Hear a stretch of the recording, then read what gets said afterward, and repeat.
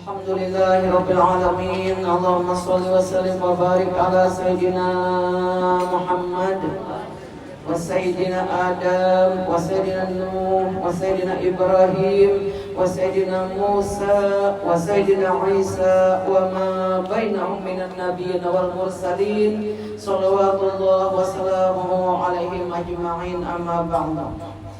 Sahibul bait, khususan umi kita, pimpinan Majelis Ta'lim An-Nisa, dan ibu-ibu syara'if yang sangat kita sayangi, hormati dan muliakan, ibu-ibu serta anak-anakku semua, semoga menjadi wanita-wanita yang solehah yang akan diperkenankan oleh Allah nantinya untuk memasuki surga Firdaus dari pintu mana saja yang kita sukai.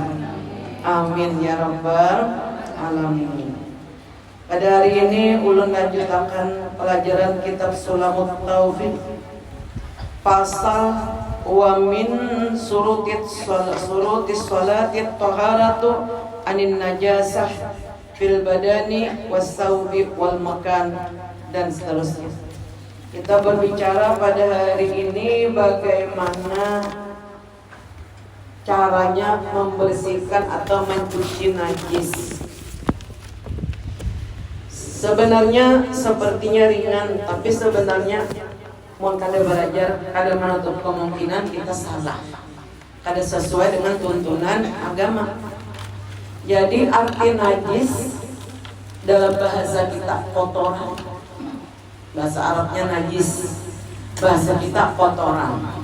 Kotoran apa yang menyebabkan batalnya sholat apabila kotoran tadi terbawa di dalam sholat. Nah, jadi najis yang dimaksud ini najis yang menyebabkan bila ada di pakaian atau di badan atau di tempat kita sholat, lalu batal sholat kita. Nah, ini perlu kita ketahui. Seperti air kencing. Nah, habis impu anak, sakanya anak tadi kami ada terpercik di baju, langsung sholatnya batal karena terbawa najis. Atau kotoran manusia seperti kencing, tahi. Nah, tahi itu tadi ada melekat, ada basuh-basuh.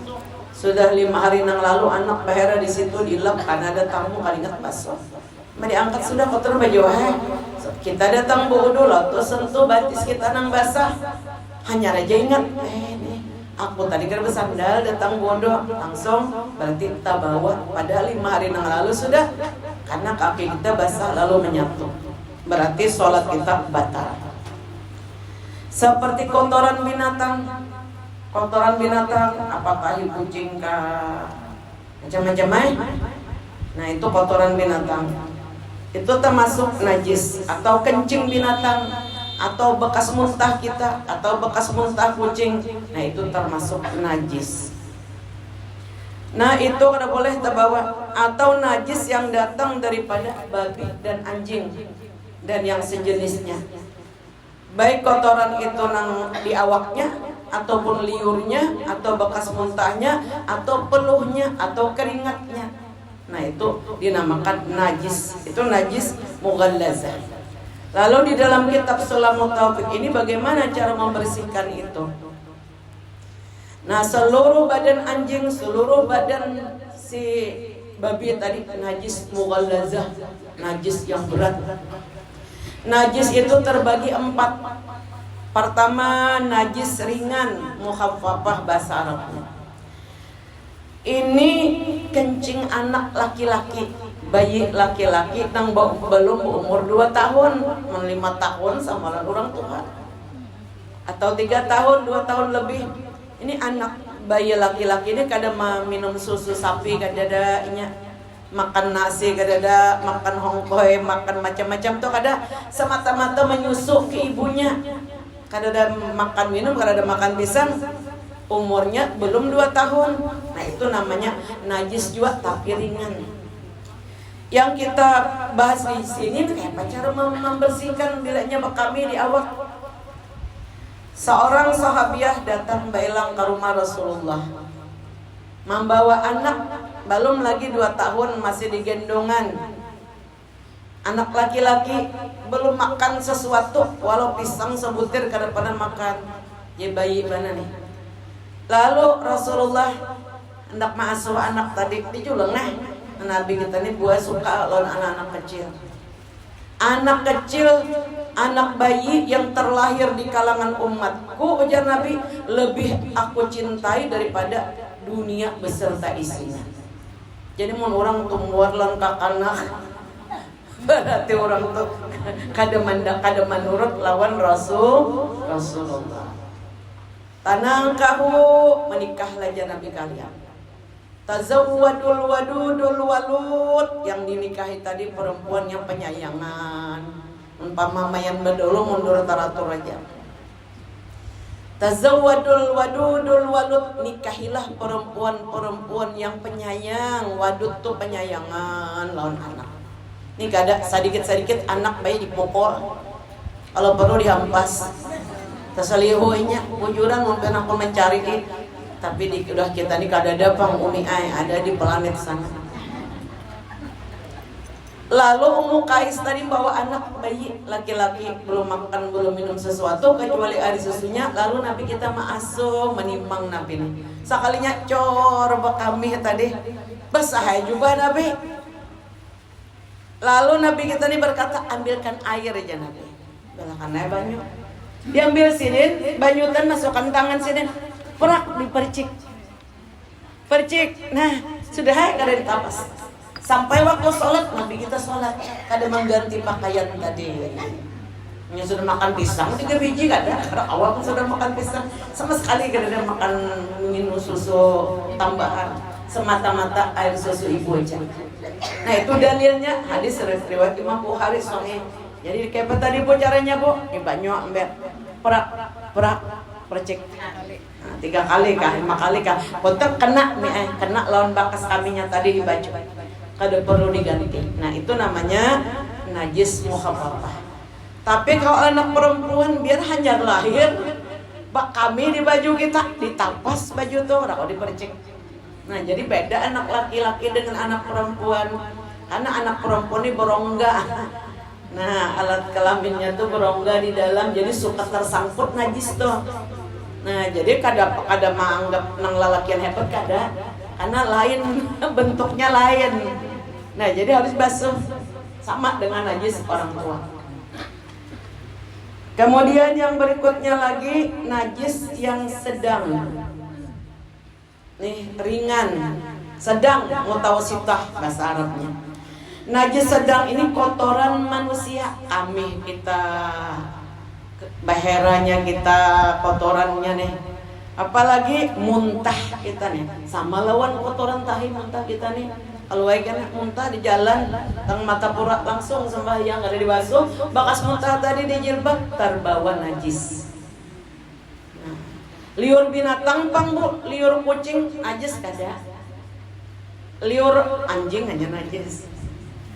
Karena dalilnya Rasulullah Shallallahu Alaihi Wasallam suatu hari sidin naik onta sidin, hendak naik onta sakalnya onta Rasulullah tuh gue bedalan onta kita biasa, namanya kaswa. Onta Nabi itu dapat ilham. Dia tidak akan berhenti di suatu tempat kecuali atas perintah Allah. Hebatnya onta tuh, Datu Pian bisi onta. Kada akan berhenti di suatu tempat kecuali atas perintah Allah. Ketika Nabi memasuki kota Madinah, onta Nabi tadi masing-masing sahabatnya rindu banget, pian di rumah ulun aja, rumah ulun sama rumah pian badiam jelma, lepaskan ya Nabi ontaku. Sampai ke kampung yang satu merabuti pulang tali onta Nabi, lepaskan. Ontaku ini akan berhenti di tempat yang dikehendaki Allah. Kaswa tadi ngarannya. Sesampai di muka seorang laki-laki yang bernama Khalid dengan gelar Abu Ayyub Al-Ansari, sepupu Nabi, bemandaknya asalnya belajo dulu, bemandak di hadapan nang tanah nang jaga di ulam Masjid Nabawi. Dia main apa ini? Hendak kayak turun kan jadinya bemandak, berduduk jasa umat, bebulik ke rumah Abu Ayyub Al-Ansari. Lalu Nabi kita turun di situ. Abu Ayyub Al-Ansari terharu menangis Padahal sidin susah nang sugi-sugi banyak anak membawa Nabi kita goreng, Nabi kada. Sakanya onta tadi berhenti di situ. Suatu hari Nabi kita menaiki onta kaswa tadi, beliuran onta tadi kenapakah? Lalu basah bahu Nabi kita nih. Lomba keseliurnya tadi kada dipercek apa-apa, langsung aja Nabi kita waktu sholat sampai sholat sini. Jadi onta Nabi ini panjang umurnya sampai Nabi kita wafat, meninggal dunia. Nabi kita wafat, onta tadi kada mau lagi makan, kada mau lagi minum, merindukan Rasulullah.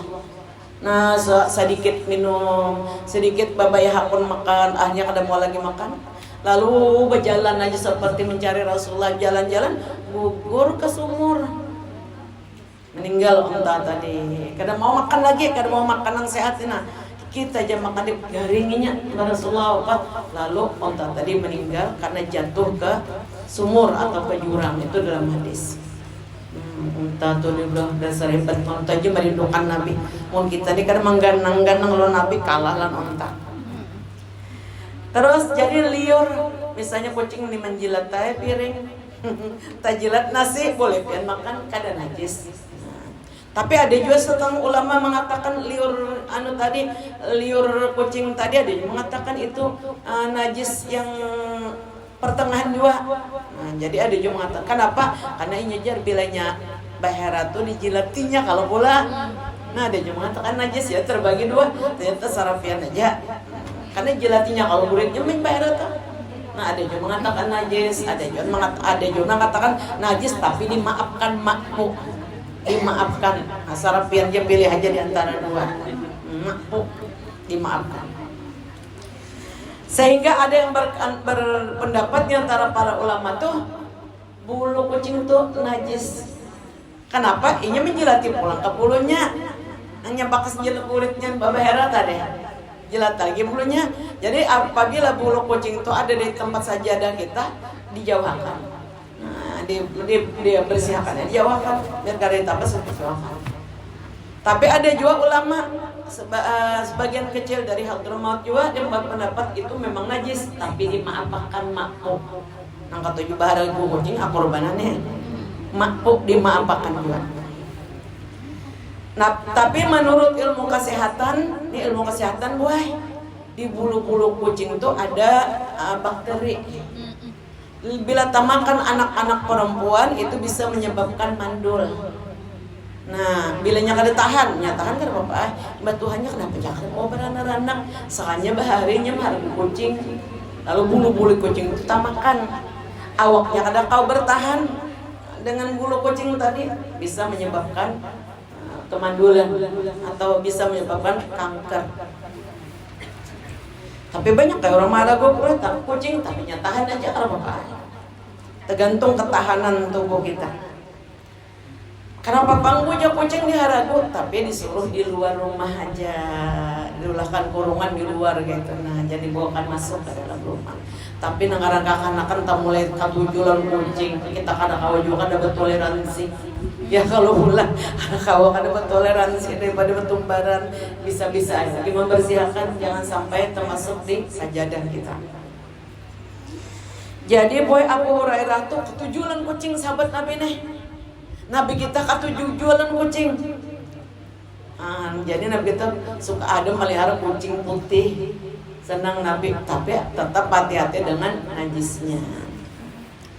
Jadi Abu Hurairah yang banyak perawi hadis tuh nama Sidin Abdurrahman dipanggil oleh Nabi Abu Hir, abah kucing.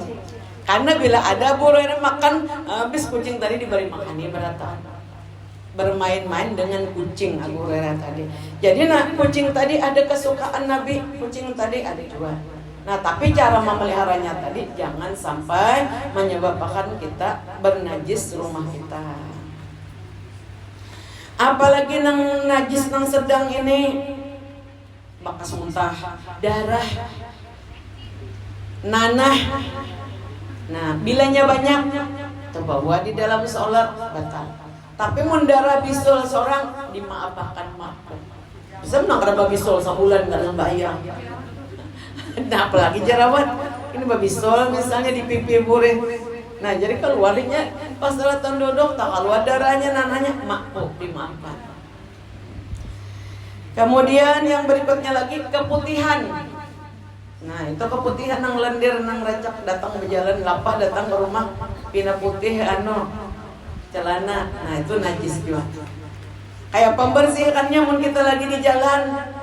Maka lagi di jalan nih ada pesangon celana dalam, tapas dulu. Nang di situnya aja ditapas, jangan serbukuan betul pakai aja pulang. Amun kada. Nah, boleh pakai celana, tapi jangan ada nang bekas yang keputihan tadi dibersihkan. Nah, jadi puncak aja dulu. Betul pakai pulang enggak apa-apa. Kalau laki-laki dinamakan mazi. Kalau laki-laki dinamakan madi. Kita rancak ngaran orang. Madi itu keputihan laki-laki yang mengiringi bila nyawa kami ada kena mulai kental. Nah itu madi ngarannya. Bilanya mazi itu laki-laki mazi itu taitihi bebinian, ada rasa takajud lalu keluar lendir, itu dinamakan mazi. Dan itu kada apa ngarannya, kada wajib mandi wajib, itu bukan air mani mazi. Tapi kalau air mani, nah itu syahwat yang besar. Kalau keluar air mani, nah itu wajib mandi wajib dulu, lalu baru wudu. Nah apalagi nang najis ringan nih, termasuk tadi kencingnya anak perempuan, najis yang sedang. Nah bagaimana cara membersihkannya? Hilang warnanya. Bata tapas nih, ditapas dicuci karena kalau dicuci hilang baunya. Andai kata dirasa hilang rasanya. Kita bisi anak bayi. Nah pian-pian nang masih anumnya bisi anak bayi. Jadi bata tapas tuh kayak apa bata tapas? Baju dasar kita hilang bau kencingnya tuh. Nah hancingnya hilang, boleh dibawa sholat. Amun bau hancingnya kada hilang, jangan dibawa sholat. Jadi hilang baunya, hilang warnanya, hilang rasanya.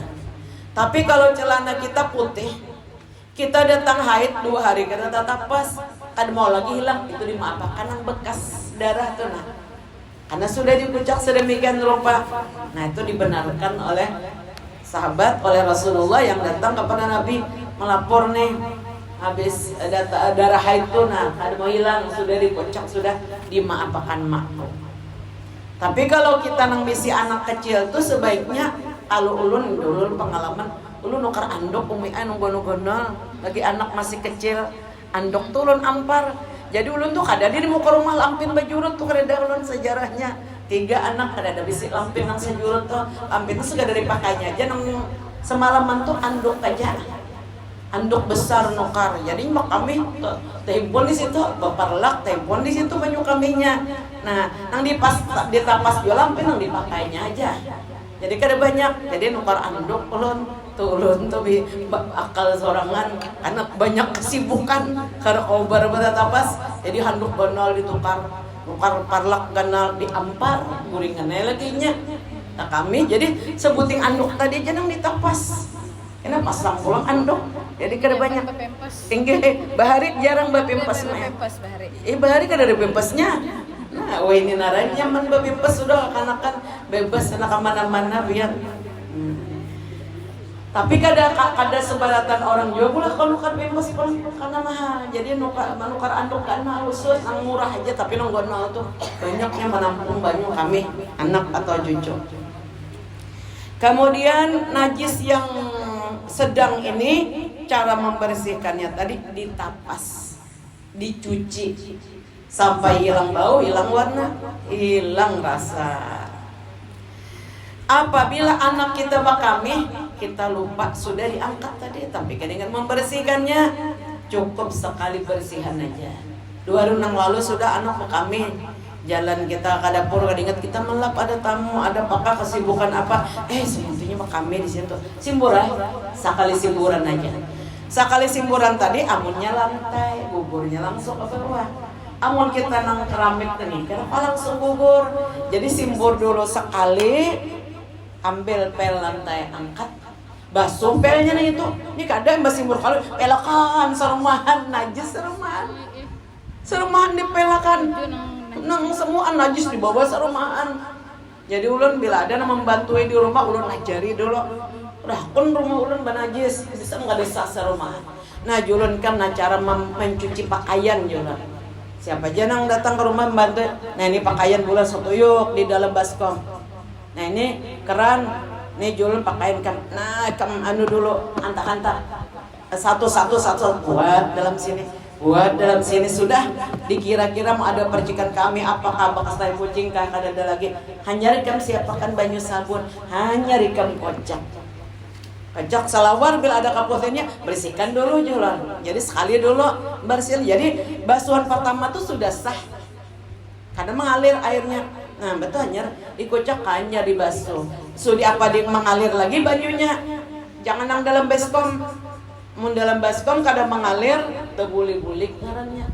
Nah, jadi ambil dulu banyu, keran buka dulu satu-satu dikocak. Bila ada najis itu atau komponen hanya dibuat dalam satu wadah. Ambillah kana lagi banyu, sabun, renso, nah kocak lagi.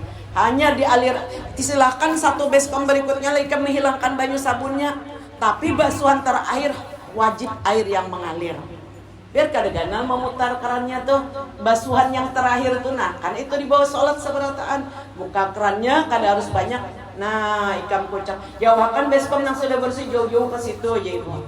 Nah sudah kan buat ini kadang ikan parakan misalnya ini baskomnya di parak kerannya tebulik kayak pulangnya ke dalam keran banyu nang basuhan tadi. Nah jadi sudah itu bersih hendak sana. Waktu kamu ngocak jangan termasuk ke sini. Itu suci lagi mensucikan. Amunnya kamu hendak memakai anu julun, mun kita nih hendak memakai pengharum basah, itu sudah bersih tadi basah botakan hanyar dibuat. Bila di mesin cuci tapasan banyak pilihi celana anak. Kalau bakas kami kabak amba subak kami kanya kada bujur. Nah itu dilainakan itu dibersihkan tuh celana anak tuh. Nah nang curiga pian jangan-jangan kakanaknya bak kami nya kada lingis ini sebuah samurata masuk celana kita juga datang berjalan mana-mana bedakan. Cuci dulu walau kada bersabun tapi sudah dengan air mengalir masukkan baju kita masukkan mukana masukkan celana nang dicuriga kalau pinambah masukkan bak kami datang di jalan kan baju kita bisa terpercikan masuk ke sini. Ulun bila datang berjalan kita pakai apa kami kalau di mana kada WC mana kah. Ini baju ini kadulu campuran baju nang kita di rumah. Masuk dulu semua hanya masukkan mesin cuci hanya putar buat di sabun. Jadi sudah bersih. Nah kita boleh cara amun kada sarumahan kada sah salat gara-gara kita kada menatar pembantu asisten rumah tangga kita cara mencuci yang bersih dan benar. Nah kemudian najis yang berikutnya lagi yang ketiga najis yang diampunkan. Tadi makpuh ngarannya darah nanah yang sedikit atau belalang terabang atau kumpul-kumpul masuk ke tempat penampungan air kita kadang mengalir darah masuknya mati angkat buang pakai aja itu karena kadang mengalir darah di awaknya masuk. Nah tapi jangan sudah buruk berbau nah itu najis kan ada baunya di situ begitu masuk tadi karena nih kumpul-kumpul 3 ikung buang keluar boleh digunakan untuk berwudu karena tidak ada mengalir darahnya. Nah kemudian ada lagi najis yang keempat najis mughallazah yang paling berat. Kita nih kadang menutup kemungkinan tetangga kita maharagu anjing. Nah lalu kita nih kada ingat mbak mari makani anak di pelataran mbak anak kan piring datang anjing masuknya dijilatnya. Nah ini namanya sudah ada najis mughallazah bekas si liur anjing tadi. Cara mensucikannya atau sama sekali muntah anjing dalam wadah. Nah caranya ini muntah harus dibasuh 7 kali basuhan wajib hukumnya. Nah jadi misalnya ada muntah ambil dulu kantongan plastik kresek masukkan tangan kita supaya jangan takan muntahnya nih buat batu masuk tangan ke dalam plastik buang sambil dibasuh.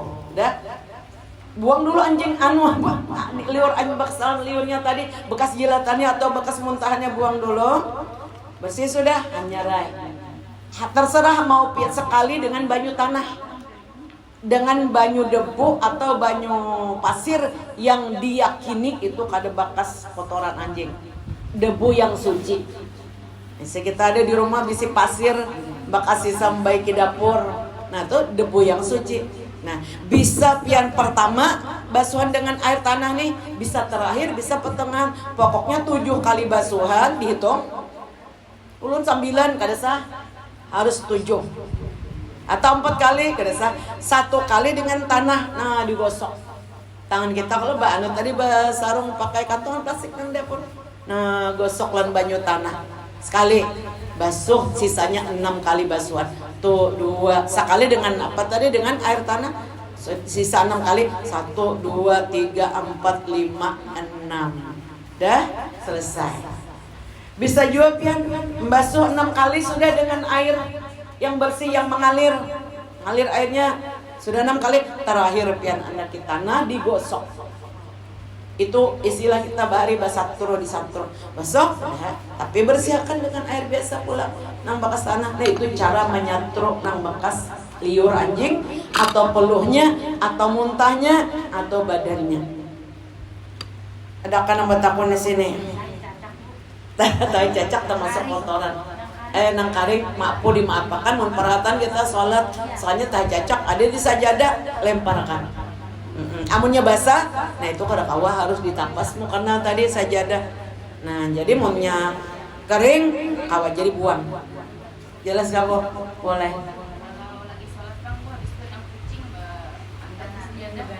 Enggak. Di Jawa kana? Jawa kana? Jawa kana. Jalannya. Pulang Jawa kan pulang, tapi jangan sampai 3 kali berturut-turut menjawakaninya batal. Kada najis bekasnya, kada najis. Penting kada meninggalkan bulunya. Nah, tapi ulama tadi ada mengatakan makpo dimaafkan aja umpama ada bulunya. Ada yang mengatakan kada. Apalagi kada melihat melah. Nah, pian kucing ulun berjalan nah di jamaah kita jual. Kucing itu gua aja 30 juta harganya. Nang ini buat 30 aja. Yang ini buat aja 20. Hebat banget kucing nang luar negeri itu. 30, yang ini buat 40 aja harganya 40 juta. Itu ngangkat kendaraan berarti ngampak. Orang banyak misi rezeki banyak. Bunga kucingnya. Nah, itu tadi sampai 40 juta, 30 juta, 20 selawi. Itu biasa kucing di rumah. Nah, jadi harus bisa-bisa membersihkannya. Nah, sampai di sini mudah-mudahan besar manfaatnya lawan kita berataan. Biar sudah paham cara mencuci pakaian, cara membersihkan yang yang bernajis, baik yang ringan, yang sedang maupun yang berat. Nah, dan besar manfaatnya berataan. Dan sholat kita diterima oleh Allah Subhanahu wa taala. Assalamualaikum warahmatullahi wabarakatuh.